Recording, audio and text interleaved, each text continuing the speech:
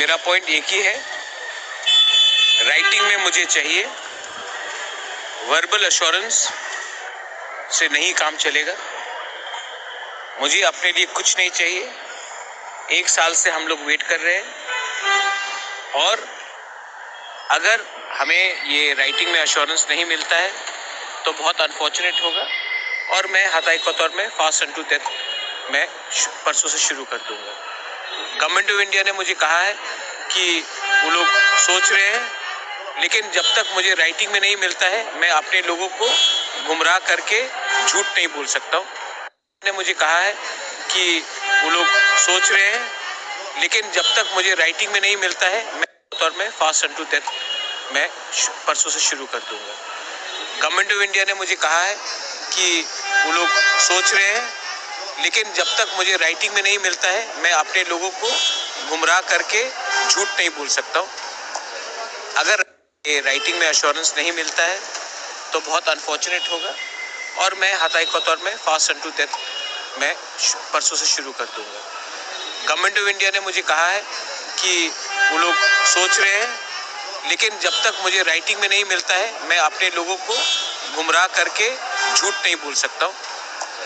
अगर राइटिंग में मिलेगा तो मैं लोगों को दिखाऊंगा, अगर राइटिंग में नहीं मिलेगा तो मैं अपने लोगों को अंधेरे में रखकर राजनीति नहीं कर सकता। और अगर जाना है तो जाऊंगा, लेकिन उबागरा बन के, तिपरासा बन के और हानि बुसा बन के जाऊंगा। एक डरपोक इंसान बनकर इधर से उधर जाके मैं काम नहीं करने वाला।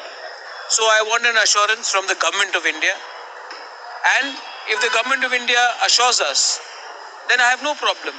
But I will not do anything without anything in writing. That is very clear. कुछ लोग बोल रहे हैं कि लोकसभा इलेक्शन के सामने बहुत बड़ा नाटक कर रहा है। क्या बोलना चाहते हैं? मैं जानता हूँ कौन बोल रहे हैं। मैं उनके लिए आज रात प्रार्थना करूँगा। आप भी प्रार्थना कीजिए। मैं तिपरासा को प्यार करता हूँ। वो लोग तिपरासा होके भी अपने बारे सोच रहे हैं। इसी के लिए आज तिपरासा का ये परिस्थिति है कि हम लोग में कुछ लीडर्स हैं जो स्वार्थी हैं। मैं सबसे बात कर रहा हूँ। बहुत लोग जो मेरे खिलाफ भी है पॉलिटिकली, नेक्स्ट जनरेशन को कुछ देना चाहता हूँ। ये लोग के दिमाग में क्या है, इनके दिल में क्या है मुझे मालूम नहीं है, लेकिन अगर हमने ईश्वर से, गॉड से प्रार्थना किया तो शायद उनको कुछ बुद्धि मिले और उनको समझ में ये बात आए कि मैं अपने पार्टी के लिए बात नहीं कर रहा हूँ, मैं अपने जाति को अधिकार देने के लिए बात कर रहा हूँ, मैं अपने नेक्स्ट जनरेशन को सिक्योर करने के लिए बात कर रहा हूँ। अब अगर किसी को समझ में नहीं आता है तो मैं क्या करूँ? अगर आपका तबीयत ठीक नहीं रहता, हाँ, आपका ये हंगर स्ट्राइक कितना तो सब लोग डर रहे हैं। जिंदा रह के भी क्या करूँ? जिंदा रह के भी मैं क्या करूँ? अगर मैं अपने लोगों को कुछ दे नहीं सकता हूँ तो मैं करूँ क्या? तो जो करना है मैं करूँगा। It's not BJP, it's not Congress, it is not Motha, it is not IPFT. This is about, it's not Janjati also.